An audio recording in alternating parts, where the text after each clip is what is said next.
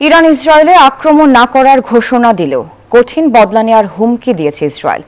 ফলে আরও বাড়ল যুদ্ধের শঙ্কা। যদি তেহরান তেল আবিবের মধ্যে পুরোদস্তর যুদ্ধ শুরু হয়ে যায়, তবে বদলে যেতে পারে বিশ্ব সমীকরণ। বিশ্ব রাজনীতিতেও দেখা যেতে পারে নয়া মোড়।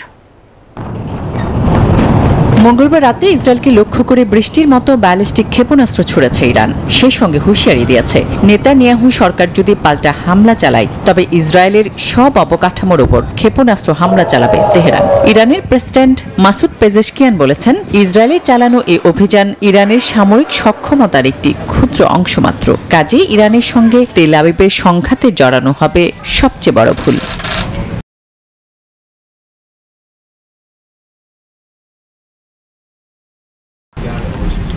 তবে রাত না গড়াতেই এই হামলার জন্য ইরানকে চড়া মূল্য দিতে হবে বলে সতর্ক করেছে ইসরায়েলি বাহিনী। ইরানের বিরুদ্ধে লড়তে ইসরায়েলকে সর্বাত্মক সহযোগিতা করার কথা জানিয়েছে বাইডেন প্রশাসনও। এই পরিস্থিতিতে একটি বিস্তৃত যুদ্ধের আশঙ্কা আরও গভীর হল। এরই মধ্যে দুই দেশের যুদ্ধ পরিস্থিতি নিয়ে উদ্বেগ প্রকাশ করেছে জাতিসংঘ, ইউরোপীয় ইউনিয়ন ছাড়াও বেশ কয়েকটি দেশ। যুক্তরাষ্ট্র সহ গুটি কয়েক দেশ ইসরায়েলকে সমর্থন করলেও অনেক দেশই ইরানের পাশে আছে। ফলে এই যুদ্ধ বদলে দিতে পারে গোটা বিশ্বের সমীকরণ।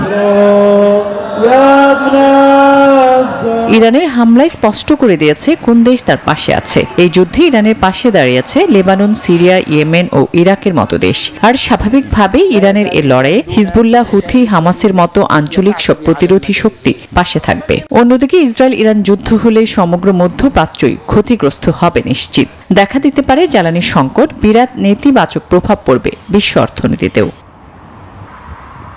আসমাতুলি, নিউজ 24।